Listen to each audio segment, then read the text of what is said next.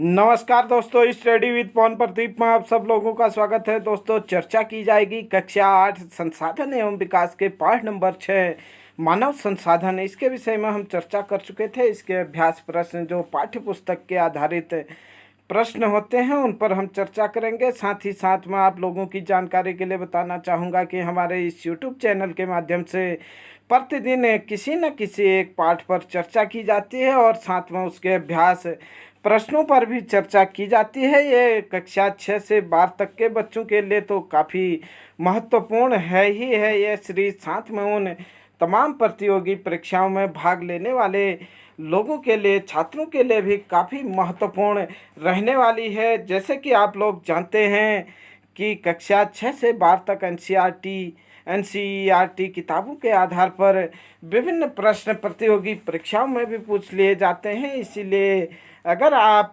जानते हैं तो एक बार एनसीईआरटी ज़रूर पढ़ें, चाहे वो आप कहीं से भी पढ़ें, आप ज़रूर पढ़ें। ये देखते हैं आज का पहला प्रश्न कि निम्नलिखित प्रश्नों के उत्तर दीजिए।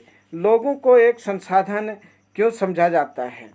लोगों को संसाधन इसलिए समझा जाता है क्योंकि मानव अपनी आवश्यकताओं और योग्यताओं द्वारा प्रकृति के उपलब्ध वस्तुओं को संसाधन में परिवर्तन करता है। ऐसे ही प्रश्न पूछा गया है कि विश्व जनसंख्या के असमान वितरण के क्या कारण हैं? विश्व जनसंख्या के असमान कारणों के विषय में हमने देखा। असमान वितरण के कारणों को हमने पाठ के चर्चा के दौरान विस्तार से देखा। आप यहाँ पर देख सकते हैं भौगोलिक कारक इसमें जैसे स्थलाकृति है, जलवायु है, मृदा है, जल है तथा खनिज आदि शामिल हैं जो जनसंख्या के वितरण को प्रभावित करते हैं। जैसे कि मैदान है, मैदानों में आप लोग कह सकते हैं कि कृषि की उत्तम व्यवस्था है, शिक्षा एवं स्वास्थ्य का भी अच्छा प्रबंध है। इसीलिए स्थलाकृति वहाँ की क्या है कि जहाँ पर ज़्यादा जनसंख्या रहती है। उसी प्रकार से मैदानों में नदियों के तट की जलवायु कृषि के लिए एवं मनुष्य के लिए उपयुक्त है। इसीलिए हम कह सकते हैं कि जनसंख्या वितरण के लिए जलवायु भी एक महत्वपूर्ण कारक है। इसी प्रकार से नदियों के तट पर आप लोग मृदा जो देखते हैं, जलोढ़ मृदा होती है। प्रत्येक वर्ष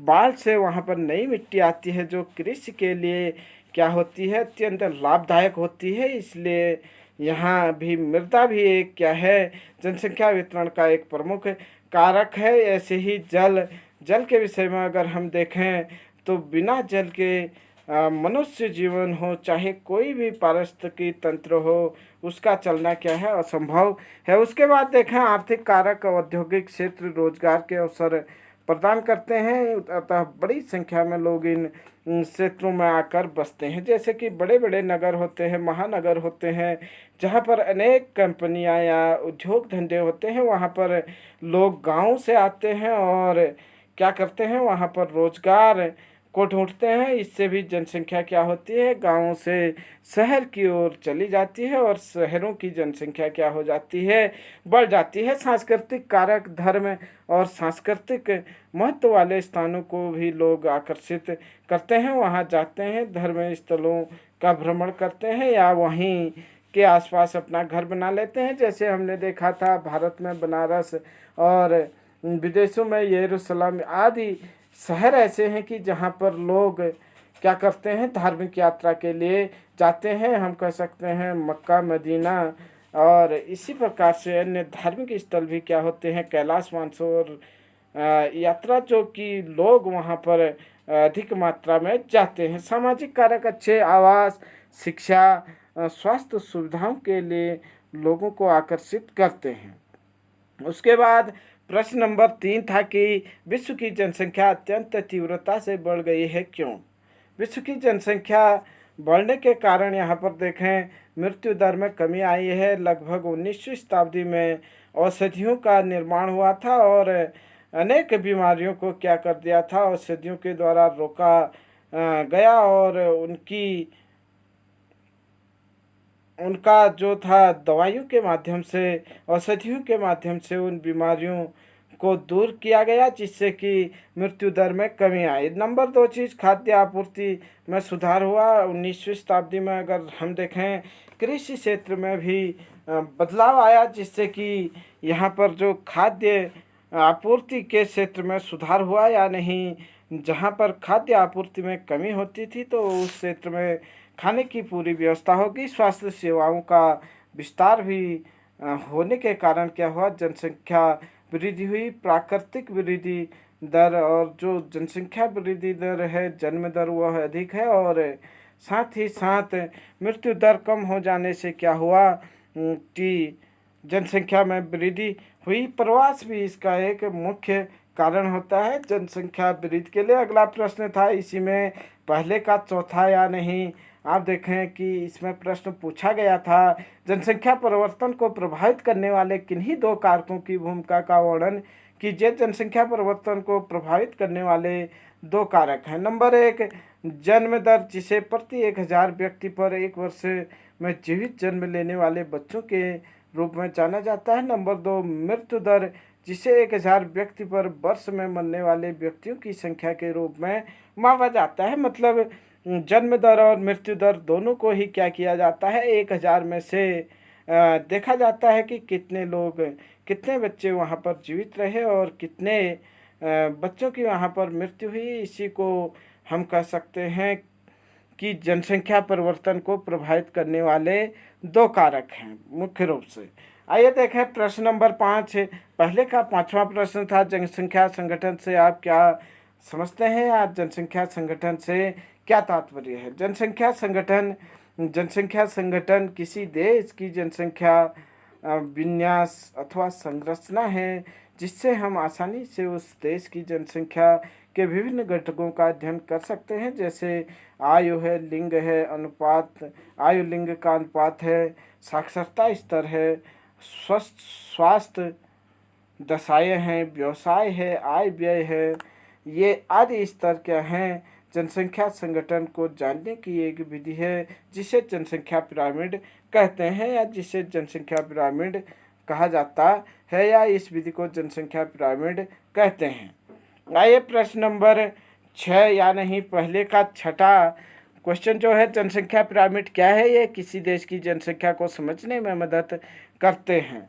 जनसंख्या पिरामिड यह जनसंख्या के सांख्यिकी प्रतिरूप को प्रदर्शित करने की एक विधि है। यह जनसंख्या संगठन का अध्ययन करने में सहायक है। जनसंख्या पिरामिड को कुल जनसंख्या के लैंगिक प्रतिशत में विभक्त किया जाता है। इससे कुल जनसंख्या से लैंगिक प्रतिशत ज्ञात किया जा सकता है। जनसंख्या पिरामिड का आधार जन्मे शिशु की स्थिति को देखता है।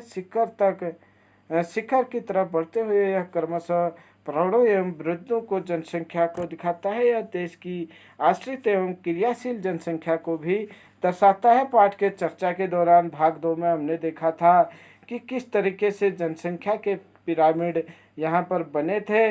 आप लोग अगर भाग 1 और 2 नहीं देखे हैं तो इससे पहले उसे देखिए। ये प्रश्न आपके लिए काफ़ी आसान हो जाएंगे। प्रश्न नंबर 2 पर हम चर्चा करेंगे।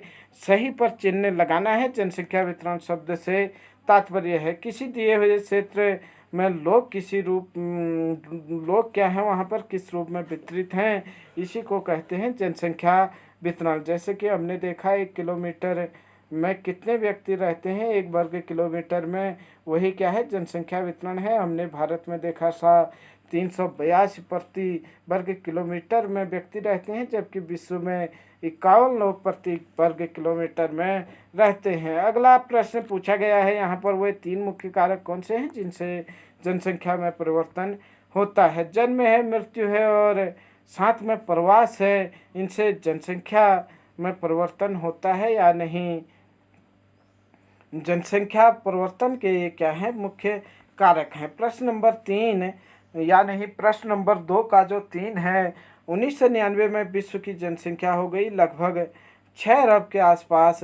विश्व की जनसंख्या 1999 में हो गई थी। जनसंख्या पिरामिड क्या है। प्रश्न नंबर 4, जनसंख्या पिरामिड क्या है। जनसंख्या का आयु लिंग का आलेखी निरूपण क्या है। जनसंख्या पिरामिड है, जैसे कि आप लोगों ने पाठ के चर्चा के दौरान देखा था कि जनसंख्या पिरामिड किस तरीके से बढ़ रहा है। जनसंख्या का आयु लिंग संगठन का आलेखी विवरण ही क्या कहलाता है? जनसंख्या पिरामिड कहलाता है। ये प्रश्न नंबर 3 को देखें। कुछ शब्द दिए गए हैं: बिरले, अनुकूल, प्रति, कृत्रिम, उर्वरक, प्राकृतिक और चरम, घना। इन शब्दों को इस पैराग्राफ में भरना है और आप लोगों को बताना है कि कौन सा शब्द कहाँ पर आएगा। जब लोग किसी क्षेत्र की ओर आकर्षित होते हैं तब घना बसा हुआ बन जाता है। तब यह क्या हो जाता है? यह घना बसा हुआ हो जाता है। नंबर 1 में देख सकते हैं आप, घना। उसके बाद इसे प्रभावित करने वाले कारकों के अंतर्गत स्थलाकृत हैं अनुकूल जलवायु और प्राकृतिक। अनुकूल यहाँ पर लिखेंगे आप और यहाँ पर लिखेंगे प्राकृतिक संसाधनों की आपूर्ति और उर्वरक हम भी कह सकते हैं। उर्वर जमीन मतलब उपजाऊ जमीन, उर्वर जमीन आते हैं। जनसंख्या को प्रभावित करने वाले कारकों के विषय में यहाँ पर दिया गया था। जब किसी क्षेत्र की ओर लोग आकर्षित होते हैं तो निश्चित तौर पर वहाँ घनी आबादी होती है, जैसे हमने गंगा घाटी में देखा था। इसे प्रभावित करने वाले लोग जब किसी क्षेत्र की ओर आकर्षित होते हैं तब यह क्षेत्र घना होता है।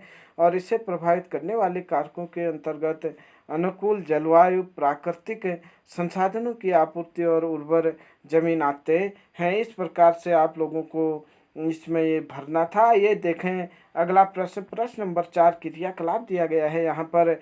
जिस समाज में 15 वर्ष से कम आयु के बहुत से लोग हैं और 15 वर्ष से कम आयु के बहुत कम लोग हैं, उस समाज की विशेषताओं का वर्णन कीजिए। विद्यालय की आवश्यकता, पेंशन स्कीम, शिक्षक, खिलौने, पहिएदार कुर्सी, श्रम आपूर्ति, अस्पताल।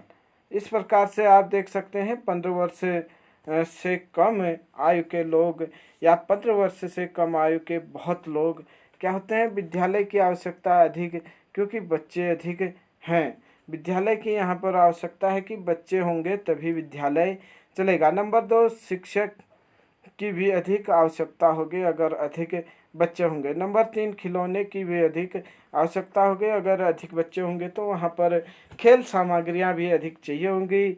अस्पताल की कम आवश्यकता, अस्पताल क्योंकि एक ही अस्पताल में कई लोगों का उपचार किया जा सकता है, इसलिए इसकी कम आवश्यकता होती है। पहिएदार कुर्सी की आवश्यकता विशेष तौर पर विकलांग लोगों के लिए ज़रूरी होती है, इसीलिए विकलांग लोगों की संख्या भी कम होती है, इसलिए इसकी भी कम आवश्यकता होती है। पेंशन स्कीम की कम आवश्यकता और श्रम आपूर्ति। आइए देखें 15 वर्ष से कम आयु के बहुत कम लोग। समाज के बुजुर्गों की संख्या अधिक होगी, इसलिए विद्यालयों और शिक्षकों की कम आवश्यकता होगी। पेंशन स्कीम की अधिक आवश्यकता, 15 वर्ष से कम आयु के बहुत कम लोग हैं और खिलौने की आवश्यकता होती है। पहिएदार कुर्सी की भी अधिक आवश्यकता होती है। श्रम पूर्ति अधिक होती है। अस्पताल की भी यहाँ पर अधिक आवश्यकता होती है, क्योंकि ज़्यादातर इसमें ज़्यादा उम्र के लोग होते हैं, तो इसलिए इस आयु वर्ग के लोगों के लिए ये सब चीज़ों की आवश्यकता होती है। दोस्तों, ये थी हमारी चर्चा कक्षा 8 संसाधन एवं विकास के पाठ नंबर 6 मानव संसाधन के अभ्यास प्रश्नों पर। इस प्रकार से हमारा कक्षा 8 की जो भूगोल की किताब है, या नहीं जो मानव संसाधन की किताब है, जो